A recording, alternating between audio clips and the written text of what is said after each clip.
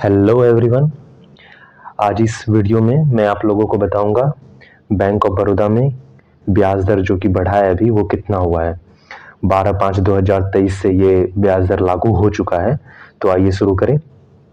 पूरे वीडियो को अंत तक देखिएगा, उसमें मैं बहुत अलग से भी कुछ कुछ जानकारी दिया हूँ। तो आइए शुरू करें।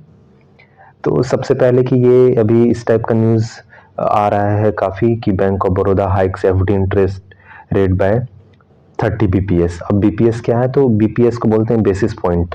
बेसिस पॉइंट मतलब अगर 100 बीपीएस से बढ़ता तो 1% से ब्याज दर बढ़ जाता है, लेकिन हालांकि इतना नहीं हुआ है, ये बस 30 बीपीएस है। तो ये मैंने इकोनॉमिक टाइम्स के वेबसाइट पे मुझे ये मिला था ये न्यूज़। उसके बाद मिंट पे भी आया था इसी टाइप का न्यूज़ कि Bank of Baroda hikes retail term deposit by 30 BPS. तो अब ये कितना ब्याज दर बढ़ा है तो आइए देखें। तो जो domestic term deposit including NRO deposit 2 crore से बिलो होना चाहिए। सबसे पहले मैं एनआरओ के बारे में आप लोग को थोड़ा बता दूं ये क्या है। एनआरओ होता है नॉन रेसिडेंट ऑर्डिनरी, और एक और टर्म आता है एनआरई। इसको नॉन रेसिडेंट एक्सटर्नल बोलते हैं। अब एक्सटर्नल से ही आ जा रहा है, ये एक्सटर्नल बाहर का मतलब फॉरेन। ये दो अकाउंट होता है एक्चुअली।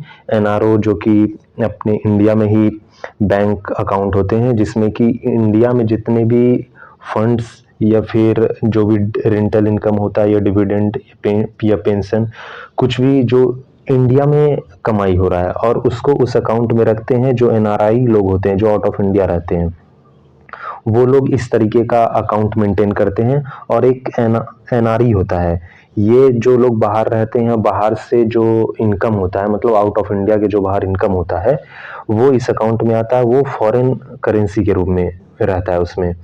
मतलब बेसिक डिफरेंस बस यही है कि जो एनआरओ होता है इसमें इंडियन रुपीस में टर्म डिपॉजिट होगा, और जो एनआरई होता है वो फॉरेन करेंसी में होता है। तो बस बेसिक डिफरेंस अभी इतना ही आप लोग समझिए।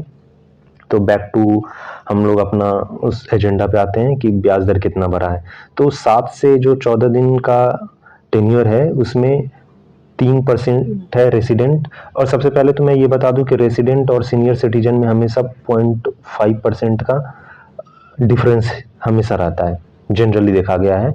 तो उसी तरीके यहाँ पे आप देख सकते हैं 7 से 14 दिन में 3% अगर रेसिडेंट को मिल रहा है, मतलब जो कॉमन पीपल है बिलो 60 ईयर्स, तो और सीनियर सिटीजन को वहीं पे 3.5% मिल रहा है। तो 15 से 45 दिन पे 3% मिल रहा है अगर रेसिडेंट को, तो सीनियर सिटीजन को 3.5%।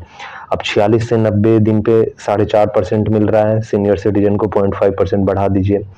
वहीं पे अगर आप देखें तो 91 डेज टू 180 डेज पे 4.5% मिल रहा है कॉमन पीपल को, और 5% मिल रहा है सीनियर सिटीजन।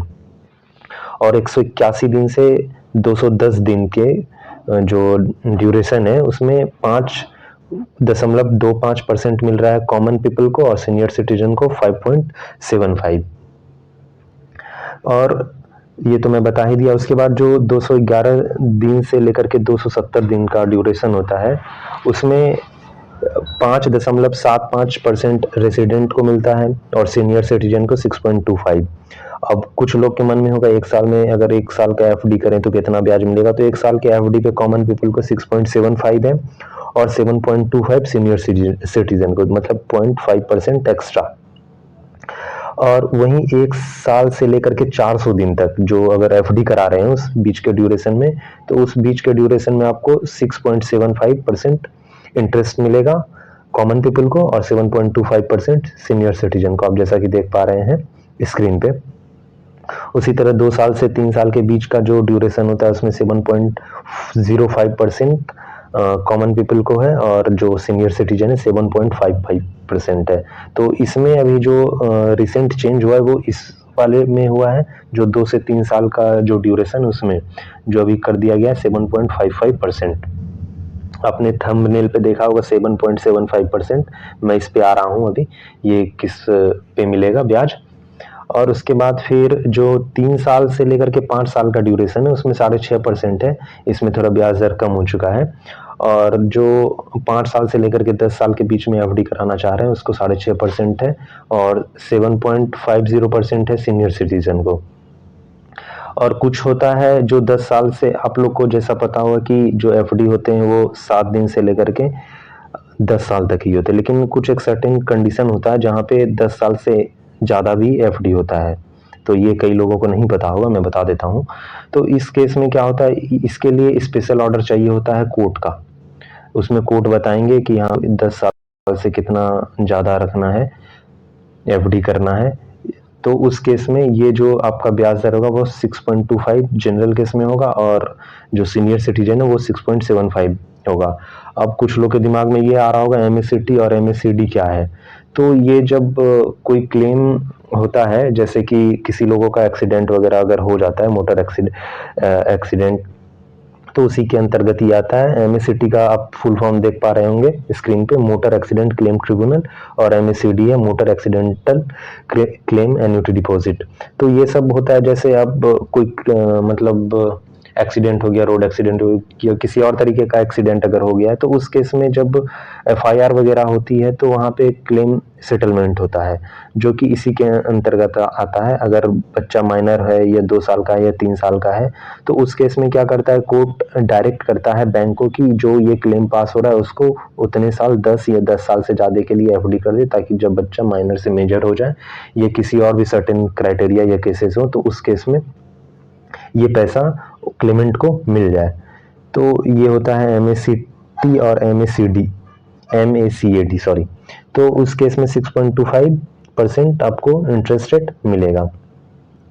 तो ये था। अब जो आता है, जो मैं आपको थंबनेल पे दिखाया था 7.75 इंटरेस्ट रेट, वो किस केस में हुआ है, तो वो ये केस है सीनियर सिटीजन को मिलेगा बड़ौदा तिरंगा प्लस डिपॉजिट स्कीम के अंतर्गत। ये अभी स्कीम काफ़ी दिनों से चल रहा है। इस पे जो ब्याज दर था वो 7.05 था नॉर्मल, और सीनियर सिटीजन के लिए 7.55 था। ये अभी इंटरेस्ट रेट बढ़ के 0.20 बेसिस पॉइंट पे बढ़ के इतना हो गया है। जैसे नॉर्मल रेसिडेंट को है 7.25 और सीनियर सिटीजन को 7.75%। अब ये जो है, ये इसका ड्यूरेशन 399 दिन का है। मतलब 399 दिन का अगर आप एफडी कराएंगे तभी ये मिलेगा, अगर आप 400 दिन का कराएंगे तो ये नहीं मिलेगा।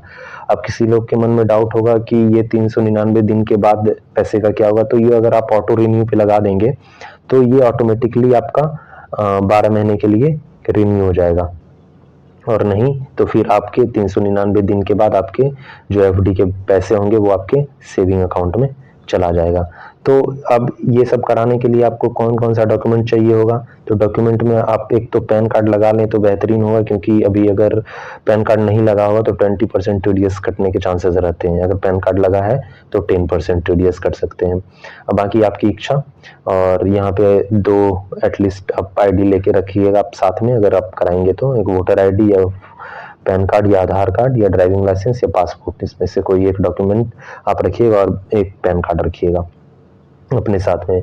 तो ये कहाँ कहाँ आप करा सकते हैं ये वाला स्कीम, अगर आप कराना चाह रहे होंगे तो इसको अगर आप चाहें तो जो बैंक ऑफ बड़ौदा का बीसी पॉइंट होता है उस पर आप करा सकते हैं, या फिर आप सीएससी पॉइंट जो होता है उस पर करा सकते हैं। लेकिन वहाँ पे क्या होगा, बस 1 साल के लिए होगा आपका। अगर 1 साल से ज़्यादा कराना है तो आपको आपकी नज़दीकी शाखा में जाना पड़ेगा। तो यही बताना था इस वीडियो में।